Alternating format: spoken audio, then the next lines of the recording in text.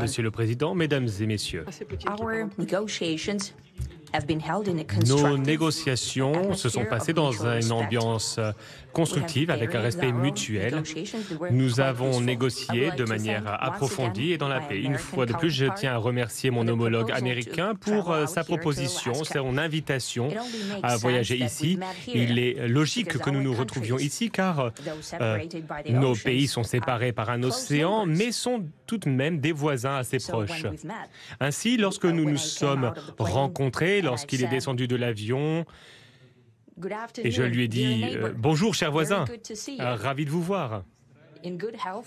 En bonne santé, ravi de vous voir en vie. » C'est quelque chose qui se fait entre bons voisins. C'était des paroles agréables qu'on a pu échanger. Nous sommes séparés par le détroit de Bering. Il y a de petites îles, mais en fait, nous sommes très très proches, 4 km de distance, c'est un fait. Il est important également de dire que l'Alaska fait partie de notre histoire commune entre les États-Unis et la Fédération de Russie. Il y a encore beaucoup d'héritage culturel, par exemple des églises orthodoxes et plus de 700 noms géographiques qui ont une origine russe. Pendant la Seconde Guerre mondiale, c'est ici en Alaska qu'on a trouvé le pont aérien qui a permis d'apporter de l'équipement à d'autres nations. C'était un itinéraire assez dangereux qui parcourait un grand désert glacé, mais nos deux pays ont fait tout ce qui était en leur pouvoir pour remporter la victoire. J'étais à Magadan en Russie et j'y ai vu un mémorial dédié aux pilotes russes et américains. Il y a deux drapeaux, le drapeau russe et le drapeau américain, et je sais qu'ici aussi il y a un tel mémorial. Il y a un cimetière militaire à quelques kilomètres d'ici où on y retrouve les sépultures de pilotes russes. Nous remercions le gouvernement américain et les citoyens américains qui respectent le souvenir de ces pilotes. Il y a beaucoup d'autres exemples historiques.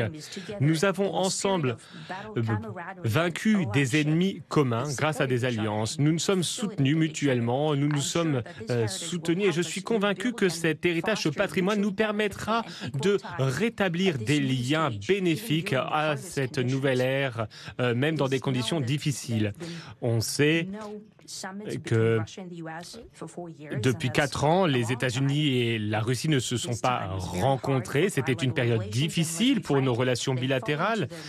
Et il faut être franc, nos relations bilatérales n'ont pas été très très bonnes depuis la guerre froide. Cela ne profite pas à nos pays, cela ne profite pas au monde dans son ensemble non plus.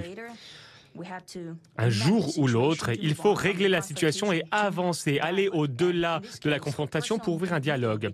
Ainsi, une rencontre entre les deux dirigeants de nos pays tombe à point nommé. Le travail a été fait pour nous rencontrer. Moi et le président Trump avons de très bons contacts directs. Nous nous sommes entretenus à plusieurs reprises. Nous avons parlé avec franchise par téléphone. Et les envoyés spéciaux, M. Witkoff, l'envoyé spécial, est venu en Russie plusieurs fois. Nos conseillers, nos responsables des affaires étrangères sont en contact en permanence.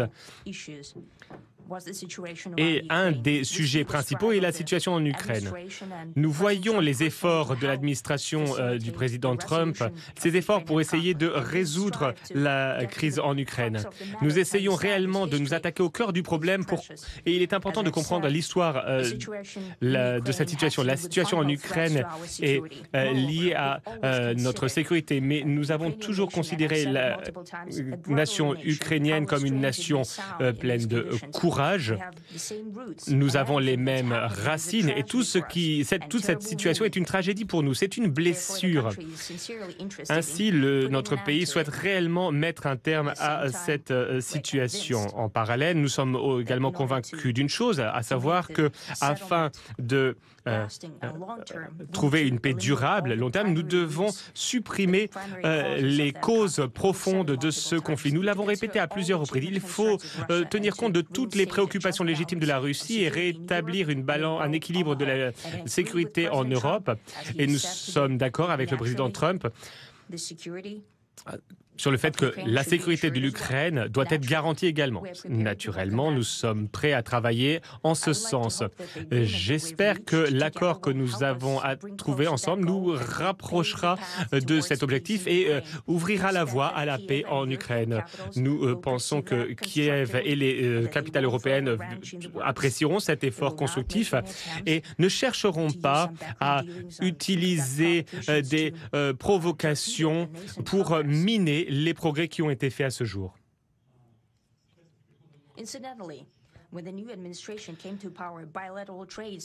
Les accords commerciaux ont commencé à se développer grâce à la nouvelle administration. C'est encore symbolique. Et évidemment, il y a encore une croissance de 20%. Comme je l'ai dit, il y a beaucoup de secteurs dans lesquels nous pouvons travailler ensemble. Une chose est claire, les investissements et le potentiel de coopération commerciale entre nos deux pays sont énormes. La Russie et les États-Unis peuvent s'offrir énormément en termes de commerce, de numérique, de technologie avancée, d'exploration spatiale. Nous voyons que la coopération dans la région arctique est également possible, très possible.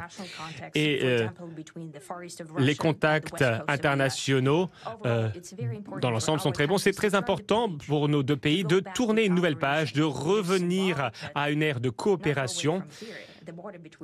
Et on voit que la frontière entre la Russie et les États-Unis, il y avait un lieu où on pouvait passer du passé au présent en franchissant une ligne, et j'espère que c'est ce que nous allons faire aujourd'hui dans le domaine politique. Je tiens à remercier le président Trump pour nos travaux conjoints. Je le remercie pour le ton agréable de notre conversation. Il est important que nous nous concentrions sur les résultats et nous voyons clairement ce que les États-Unis souhaitent accomplir.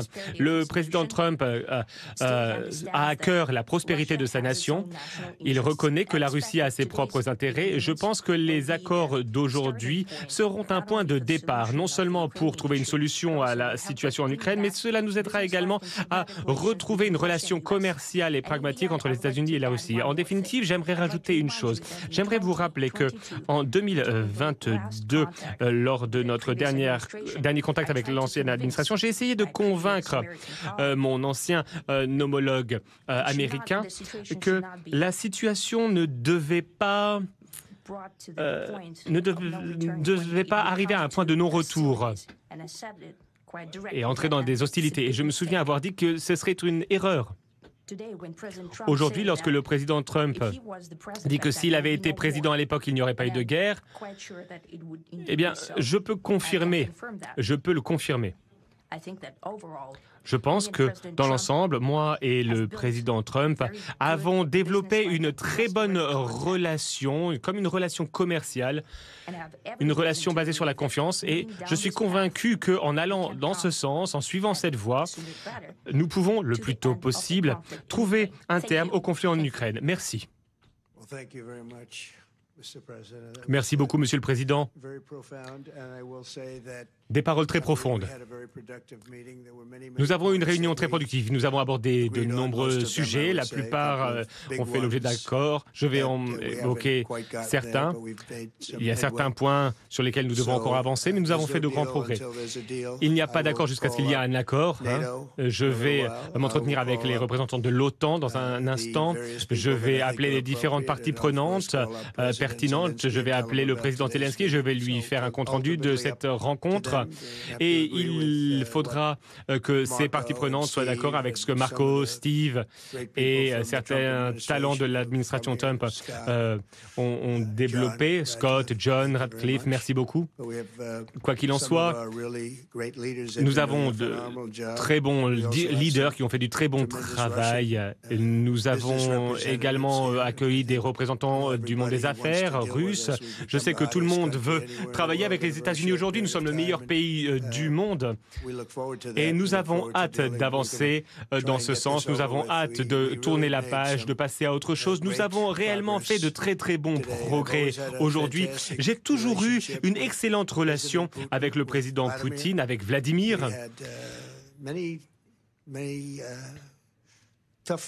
Nous avons eu plusieurs réunions difficiles, des réunions un petit peu perturbées par la fausse affaire du Russiagate, mais il a bien compris de quoi il s'agissait.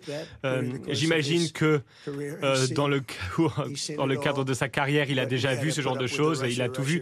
Donc il a fallu gérer cette fausse affaire, cette arnaque sur le Russiagate. Il savait que c'était une arnaque, que c'était de fausses informations, mais en tout cas, il y a beaucoup de choses que j'aimerais faire, que j'aurais aimé faire, mais nous allons avoir l'occasion d'avancer une fois que tout sera derrière nous. Pour être bref, je vais passer quelques coups de téléphone, je vais faire des comptes rendus, mais quoi qu'il en soit, cette réunion a été très productive. Beaucoup de points ont fait l'objet d'accords. Il y a certains points qui restent à régler. Le plus important doit encore faire l'objet de discussions.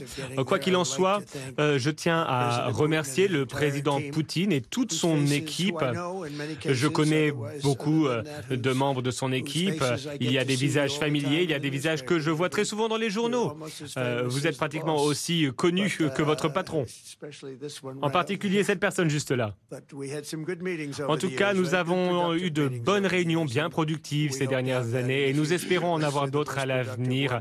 La plus productive, c'est celle d'aujourd'hui. Nous évitons à des milliers de personnes de mourir chaque semaine. C'est ce que souhaite le président Poutine également. Une fois de plus, Monsieur le Président, je tiens à vous remercier une fois de plus et nous nous entretiendrons très prochainement et j'espère vous retrouver bientôt également. Merci beaucoup, Vladimir. Oui, la prochaine fois à Moscou. Une offre intéressante. On va un petit peu me critiquer pour ça peut-être, mais bon, ça pourrait se faire. Merci beaucoup en tout cas, Vladimir, et merci à toutes et à tous. Merci beaucoup.